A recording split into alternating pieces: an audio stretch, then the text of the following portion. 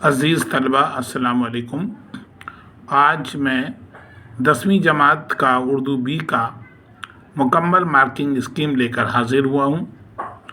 ہم ایگزامیشن میں بہت اچھی تیاری کرنے کے باوجود بہت اچھے مارکس نہیں لا پاتے اور کچھ غلطیاں ایسی کر جاتے ہیں جس سے نمبر ہمارے کٹ جاتے ہیں یا کم ہو جاتے ہیں۔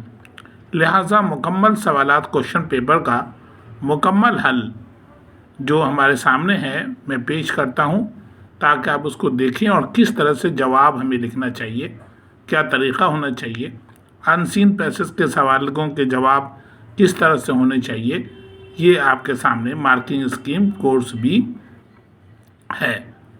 یہ سوال کے جواب اس سال جو کوشچن آئے تھے ان کے تمام سوالات کے جواب ہیں۔ یقیناً اس کو آپ غور سے دیکھیں گے تو بہت کچھ سیکھنے کا ملے گا اور امید ہے کہ آپ اسی طرح سے ایگزام میں آپ لکھیں گے تو نمبر آپ کے پہلے سے بہت بہتر آئیں گے، پورے کے پورے نمبر بھی آپ حاصل کر سکتے ہیں۔ سوال نمبر 1، درجہ ذیل غیر درسی اقتباس میں سے کسی ایک کو غور سے پڑھیے۔ دو دیے ہوئے ہیں اقتباس، ایک نثر کا ایک نظم کا جو کتاب سے باہر کا ہے، اسے پڑھیے اور اس کے پڑھ کر اسی میں سے جواب تلاش کیجیے۔ ڈائناسور کی دریافت سے پہلے ہاتھی کو دنیا کا سب سے بڑا جانور سمجھا جاتا تھا، لیکن اب دنیا میں ڈائناسور نہیں پایا جاتا، اس لیے اب چوپایہ جانوروں میں ہاتھی کو سب سے بڑا جانور سمجھا جاتا ہے۔ اس کے دو لمبے لمبے دانت باہر کی طرف نکلے رہتے ہیں، ان دانتوں سے وہ کھانے کا کام نہیں لیتا، یہ صرف دیکھنے کے ہوتے ہیں۔ اس لیے کہاوت مشہور ہے کہ ہاتھی کے دانت کھانے کے اور دکھانے کے اور۔ ہاتھی جنگلوں میں غول بنا کر رہتے ہیں اور حفاظت کے خیال سے اپنے بچوں اور بوڑھے ہاتھیوں کو جھنڈ کے بیچ میں رکھتے ہیں۔ جب انہیں خطرہ محسوس ہوتا ہے تو وہ بہت زور زور سے چنگھاڑتے ہیں اور ایک ساتھ دشمن پر حملہ کرتے ہیں۔ ہاتھی پالنا عام آدمی کے بس کی بات نہیں، اس کی خوراک اور دیکھ بھال کا خرچہ دولت مند ہی برداشت کر سکتے ہیں۔ تو یہ اقتباس تھا، اس کے سوالات دیے ہوئے ہیں، دیکھیے۔ سب سے بڑا جانور کسے کہا گیا ہے؟ جواب، سب سے بڑا جانور ہاتھی کو کہا گیا ہے۔ تو جواب اسی میں ہے۔ اسی طرح دیکھیے دوسرے سوال کا جواب۔ سوال نمبر 2، ہاتھی کے دانت کے بارے میں کیا بتایا گیا ہے؟ جواب، ہاتھی کے دو لمبے لمبے دانت باہر کی طرف نکلے رہتے ہیں، ان دانتوں سے وہ کھانے کا کام نہیں لیتا، یہ صرف دیکھنے کے ہوتے ہیں۔ سوال نمبر 3، اس اقتباس میں کس کہاوت کا ذکر کیا گیا ہے؟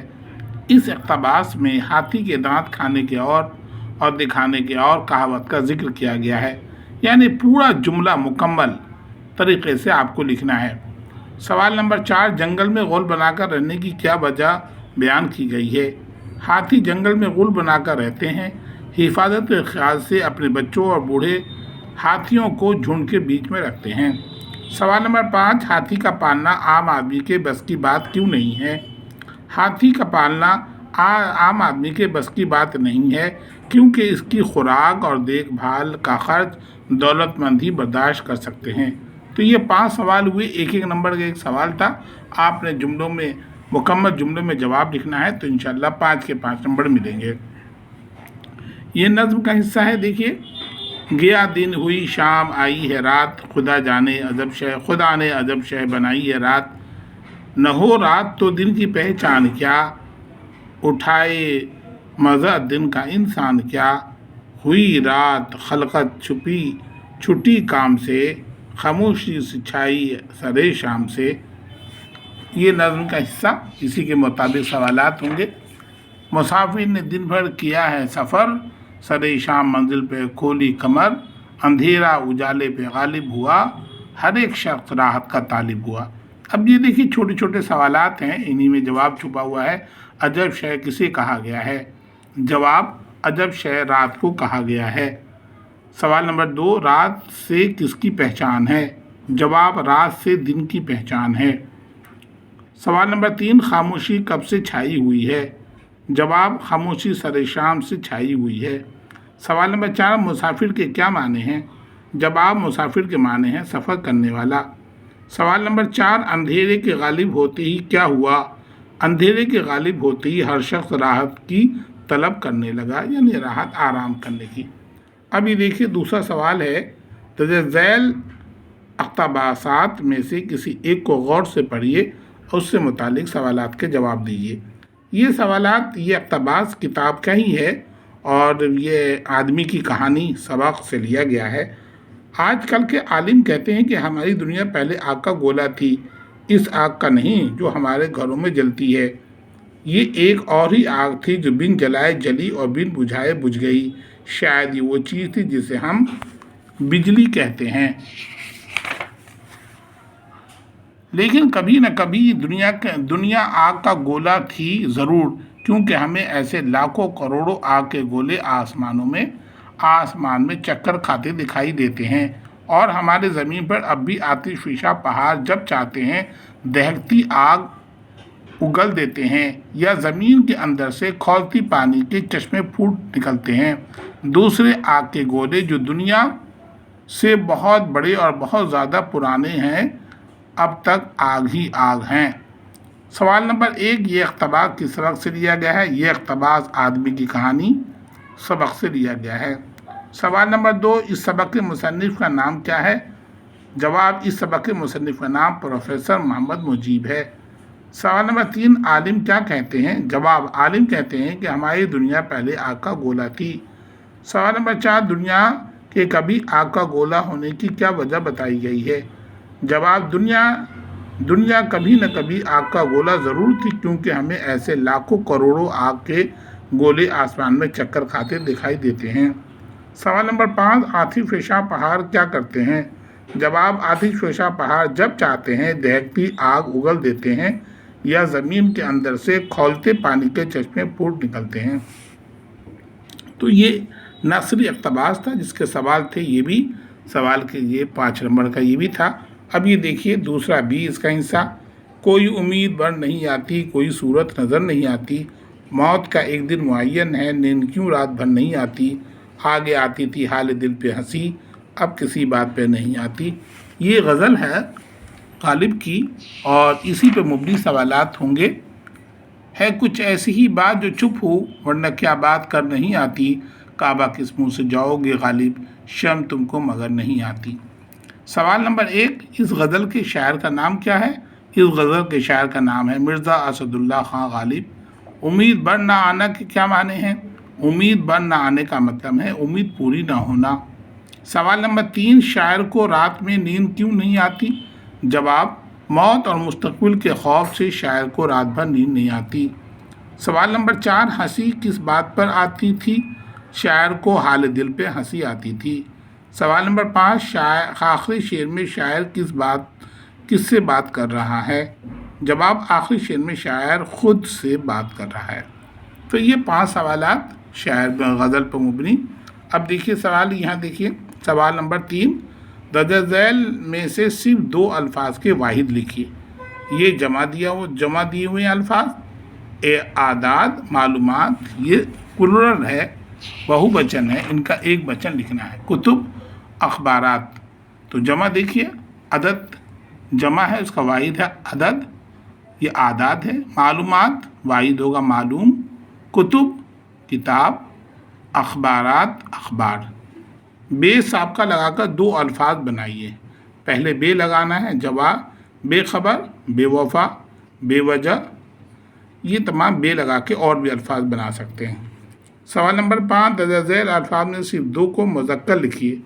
یہ دیا ہوا 4 الفاظ دیے ہوئے ہیں، ان کے 2 یہ مؤنث ہے، یعنی فیمین جنڈر ہے، ان کا میسکولین جنڈر لکھنا ہے۔ رانی، ماں، بیٹی، بہن۔ مجھے امید ہے اس کے جواب تو آتے ہی ہوں گے۔ رانی کا راجا، ماں کا باپ، بیٹی کا بیٹا، بہن کا بھائی۔ سوال نمبر 6، درج ذیل محاوروں میں سے صرف 2 کو جملوں میں استعمال کیجیے۔ ہتھیار ڈالنا، میدان چھوڑنا، نیچا دکھانا اور منہ لٹکانا۔ یہ دیکھیے، ہتھیار ڈالنا یعنی ہار جانا۔ ہندوستان کی طاقتور فوج کے سامنے دشمن کی فوج نے ہتھیار ڈال دیے۔ میدان چھوڑنا، اکبر کی فوج کے میدان میں اترتے ہی دشمن میدان چھوڑ کر بھاگ گئے۔ نیچا دکھانا، کم ظرف لوگ اکثر دوسروں کو نیچا دکھانا چاہتے ہیں۔ منہ لٹکانا، امتحان میں فیل ہو جانے کی وجہ سے بچہ منہ لٹکائے کھڑا تھا۔ یہ ہوا میک دا سینٹینس، محاوروں کو جملے میں استعمال کرنا۔ سوال نمبر 7، پرنسپل کے نام 2 دن کی چھٹی کی درخواست لکھیے۔ یا سوال بی، یا 10ویں جماعت پاس کرنے کی خوشی میں دوست کو خط لکھ کر مبارکباد دیجیے۔ اور اس کا جواب یہ ہے کہ خط کتابت، اس کے موضوع، پتہ، ایڈریس، اسی کے مناسبت سے 4 نمبر کا یہ سوال ہے۔ اور یہ آیا مضمون۔ مندرذیل عنوانات میں سے کسی ایک پر مضمون لکھیے۔ یوم جمہوریہ، اور ہے پسندیدہ شخصیت، اسکول پکنک، کھیل کود کے فائدے، بڑھتی ہوئی آبادی کے نقصانات۔ یہ سوال 5 نمبر کے ہیں۔ تو ان کا جواب انہوں نے لکھا ہے کہ پہلے تمہید، انٹروڈکشن، پھر مین نفس مضمون، انداز بیان، اختتام یعنی اینڈ کیسے کرنا، ان پہ تمام 5 نمبر کو تقسیم کیا گیا ہے۔ یہ تمام چاروں مضمون پہ اسی طرح کی تقسیم ہوگی۔ یہ دیکھیے، تمہید، نفس مضمون، انداز بیان، اختتام۔ آپ کو ابتدا آسان کرنا ہے۔ سوال نمبر 9، نظم پہاڑ اور گلہری مرکزی خیال لکھیے۔ نظم پہاڑ اور گلہری علامہ اقبال کی نظم ہے۔ آپ جانتے ہیں کہ علامہ اقبال نے اس نظم میں پہاڑ اور گلہری دونوں کے مکالمے یعنی ڈائلاگ کو پیش کر کے یہ بتانے کی کوشش کی ہے کہ اس کائنات کی ہر شے اپنی جگہ اہم ہے، دنیا کی ہر چھوٹی بڑی چیز کی اپنی اہمیت ہے، قدرت کے اس کارخانے میں نہ کوئی چیز نکمی ہے نہ ہی بری ہے، خدا نے ہر چیز کو مصلحت اور حکمت کے تحت بنایا ہے۔ اس نظم کے ذریعے اقبال نے مساوات یعنی برابری کا درس بھی دیا ہے۔ بی ہے اس میں، یا مضمون رضیہ سلطان جو ایک سبق ہے اس کا خلاصہ لکھنا ہے، تو اس میں یہ سلطان جو آپ نے پڑھا ہے وہ اس کو لکھ دیں گے۔ سوال نمبر 10، انٹرنیٹ کے کام کرنے کا طریقہ لکھیے۔ انٹرنیٹ سرور کی بنیاد پر کام کرتا ہے جس میں سارے ڈیٹا کسی سرور میں محفوظ ہوتے ہیں اور یوزر کی ان تک رسائی ہوتی ہے۔ دراصل الیکٹرانکس سلسلوں کا ایک مجموعہ ہے۔ یہ آپ کے سبق میں جواب دیا ہوا ہے، اس سبق میں انٹرنیٹ، اس میں سے یہ جواب آپ کو لکھنا ہے۔ سوال نمبر 11، بریل کس نے ایجاد کیا؟ بریل ایجاد لوئی بریل نے کیا۔ پہاڑ نے اپنی بڑائی کن الفاظ میں بیان کی؟ پہاڑ اپنی بڑائی کرتے ہوئے گلہری سے کہا کہ جب میری آن بان کے آگے زمین بھی پست ہے تو میری شان کے آگے تیری کیا حیثیت ہے؟ سلطان، رضیہ سلطان کون تھی؟ رضیہ سلطان ہندوستان کی پہلی ملکہ تھی جو دہلی کے تخت پر بیٹھی۔ وہ دہلی کے بادشاہ التمش کی بیٹی تھی۔ کاٹھ کا گھوڑا کس کو اور کیوں کہا گیا ہے؟ کاٹھ کا گھوڑا بندو کو کہا گیا ہے کیونکہ وہ بہت ہی سست انسان تھا، ہر کام بہت دھیرے کرتا تھا۔ تو یہ سوالات 14 سوالات۔ 15واں سوال دیکھیے، کوک دھرتی کی باجھ ہوتی ہے، اس مسئلے کا کیا مطلب ہے؟ دھرتی کی کوک باجھ ہونے سے شاعر کی مراد زمین کا بنجر ہونا ہے۔ شاعر کہتا ہے کہ ٹینک چاہے پیچھے ہٹے یا آگے بڑھیں، وہ زمین کو رونگ کر اسے بنجر بنا دیتے ہیں۔ اس کی وجہ سے کھیت پیداوار کے لائق نہیں رہ جاتی۔ اونتی کی حاضر جوازی کے متعلق کوئی واقعہ بیان کیجیے۔ اس کے 2-3 واقعے ہیں سبق میں دیے ہوئے، تو یہ اس میں سے لکھ دیں گے۔ سوال نمبر 17، ڈرامہ کارتوس کس نے لکھا؟ جواب، ڈرامہ کارتوس حبیب تنویر نے لکھا ہے۔ سوال نمبر 18، قدم بڑھاؤ دوستوں کے ذریعہ کیا پیغام دیا ہے؟ قدم بڑھاؤ دوستوں نظم کے ذریعہ بشر نواز نے پیغام دیا ہے کہ اپنے ملک کی ہر روش کو کہکشاں بنانے اور اس چمن کو گلزار بنانے کی خاطر مسلسل لگاتار کوشش کرتے رہو اور اس راہ میں آنے والی مشکلوں کو پرواہ کیے بغیر وطن کی ترقی اور کامیابی کے پرچم کو بلند کرنے کی جدوجہد کرتے رہو۔ اور یہ 19واں سوال ہے، رتن سنگھ کس سال پیدا ہوئے؟ رتن سنگھ 1927 میں پیدا ہوئے تھے۔ رتن سنگھ کا ایک مضمون ہے ہمارے سبق میں، اس سے متعلق سوال ہیں، حالانکہ ہمارے نصابی کتاب میں ان کی سال پیدائش دی ہوئی نہیں ہے۔ تو یہ تھا مکمل سوال و جواب، اور یہ گزشتہ سوال کے جو کوشچن پیپر بورڈ کے آئے تھے ان کے یہ مارکنگ اسکیم، اور مجھے امید ہے کہ آپ کو پوری طرح یہ اندازہ لگا ہوگا کہ ہمیں کس طرح سے کوشچن پیپر کرنا چاہیے اور کس طرح جواب لکھنا چاہیے۔ اسی کے ساتھ یہ سبق مکمل ہوا. شکریہ.